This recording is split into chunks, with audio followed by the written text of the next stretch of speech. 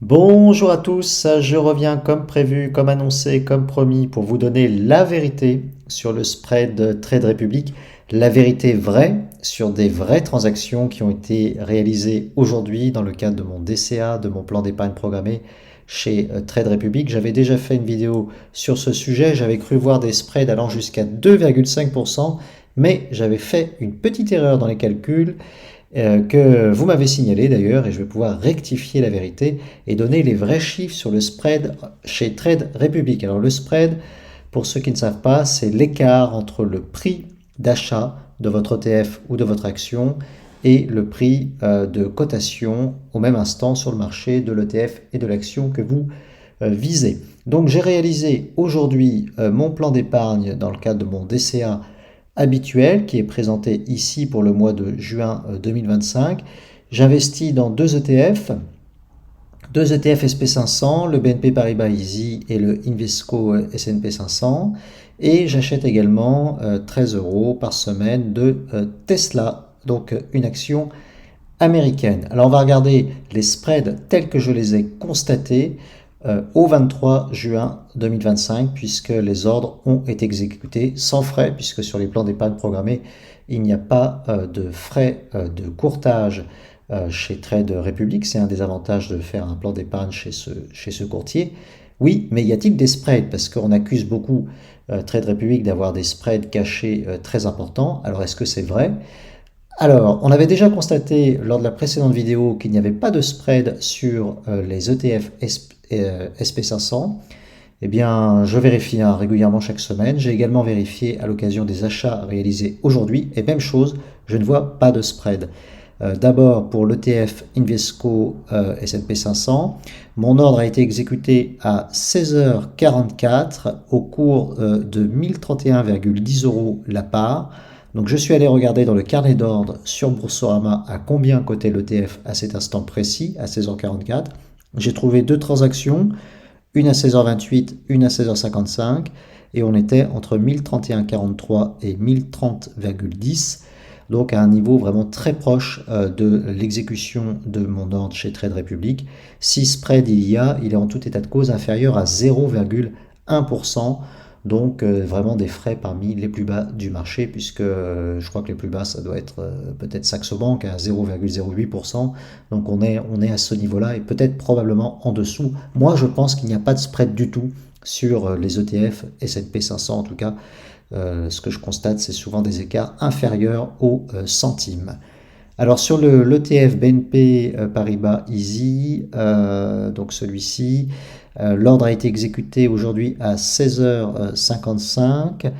J'en ai acheté pour 25 euros. Le cours de la part, tel qu'il m'est annoncé par Trade Republic, est à 19,55 euros. Donc même chose, je suis allé voir sur le carnet d'ordre Boursorama à combien l'ordre a été exécuté. Eh bien, on était pile à 19,55 euros. À 16h49, on était à 19,55,14. Et à 17h06, on était à 19,55,07. Donc on est vraiment dans le centime concerné. Donc à mon avis, pas de spread sur cette exécution d'ordre. En tout cas, pas de spread sur les ETF. S&P 500, c'est plutôt une bonne nouvelle. Sur Tesla maintenant, alors sur la partie action et une action américaine, alors attention, c'est une action très liquide avec un carnet d'ordre très rempli, donc il est logique normalement on s'attend à constater des spreads très bas, donc le chiffre que je vais trouver ne sera pas forcément celui qu'on trouvera sur des actions moins liquides. Il faut avoir cette donnée en tête. Alors, on va regarder les chiffres. Donc, mon ordre a été exécuté à 16h15. J'ai acheté 13 euros de Tesla comme chaque semaine. DCA Tesla d'ailleurs qui se passe super bien sur l'année 2025. C'est parmi mes meilleurs investissements de l'année 2025 puisque je suis déjà à plus 12 ou 13% avec la hausse qu'il y a eu aujourd'hui et en taux de rendement moyen annuel, chacun des versements, on est bien au-delà puisqu'on n'est qu'à 6 mois de l'année. Donc on est plutôt sur de l'ordre du 15 ou 20% voilà, de rendement sur chacun de mes versements Tesla. Donc vraiment des résultats totalement différents de ce qu'on entend dans les médias et dans la presse. 2025, c'était une très bonne année pour faire du DCA sur Tesla. Enfin, je referme la parenthèse. Donc mon DCA a été exécuté à 16h15 au prix d'achat de 300 euros tout pile. Donc là, c'est un petit peu plus compliqué parce qu'il a fallu aller voir le cours euro-dollar. Donc j'ai regardé à 16h15 précisément à combien était le cours euro-dollar. Donc j'ai regardé sur Boursorama. Et alors là, au cours de la même minute, le cours passe de 1,14945 à 1,15272. Donc j'ai fait le calcul avec ces deux taux de change. Ce qui nous fait un prix d'achat en dollars de 344,83 à 345,81 dollars. Or, à 16h15, Tesla cotait précisément à 343,67 dollars. Malheureusement, je n'ai pas les secondes, j'ai que la minute d'ordre d'exécution de l'achat. Bon, j'ai fait au mieux le calcul. Encore une fois, comme la fois précédente, si vous repérez une erreur de calcul, n'hésitez pas à me l'indiquer en commentaire pour qu'on puisse progresser ensemble sur la manière de calculer ces spreads. Donc ça nous fait un écart entre le prix auquel j'ai acheté et le prix auquel Tesla était coté. Cela nous fait un écart de 1,16 à 2,14 dollars. Donc un spread de seulement 0,34 à 0,62%, bien inférieur au spread de 2,5% que j'avais cru voir le 9 mai 2025 lorsque j'avais fait ces calculs. Alors pourquoi j'ai dû rectifier ces calculs? Parce que la fois précédente, j'avais fait une erreur qui m'a été signalée par l'un d'entre vous. C'est que vous voyez sur Google, l'heure qui est indiquée en bas, c'est l'heure aux États-Unis et non pas l'heure en France quand on achète une action américaine. Et moi, donc, j'avais pris le cours à 16h15 en pensant que c'était l'heure française et en fait, c'était l'heure américaine.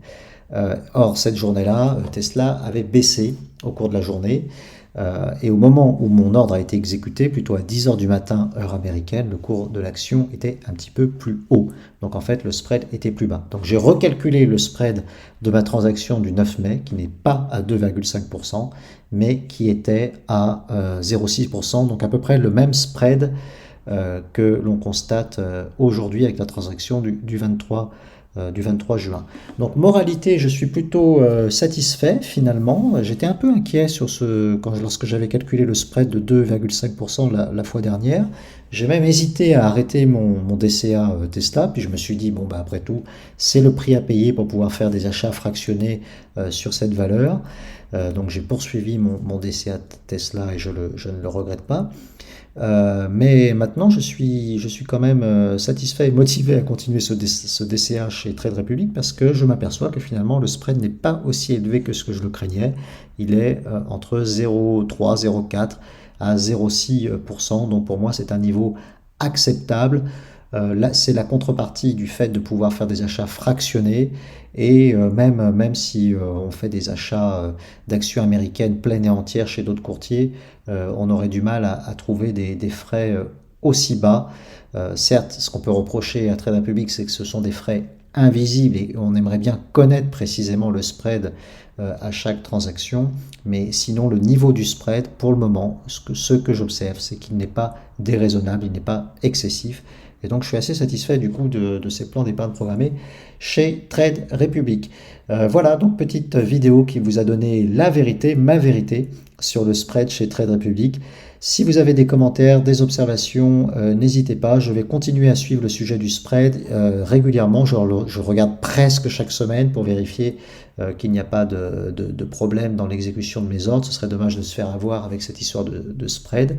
Mais une fois qu'on est bien rassuré, une fois qu'on a constaté qu'il n'y avait pas des spreads énormes, je pense qu'on peut dormir sur ses deux oreilles et laisser le plan d'épargne programmé s'exécuter chaque semaine ou chaque mois selon la fréquence qu'on a choisie sans trop regarder.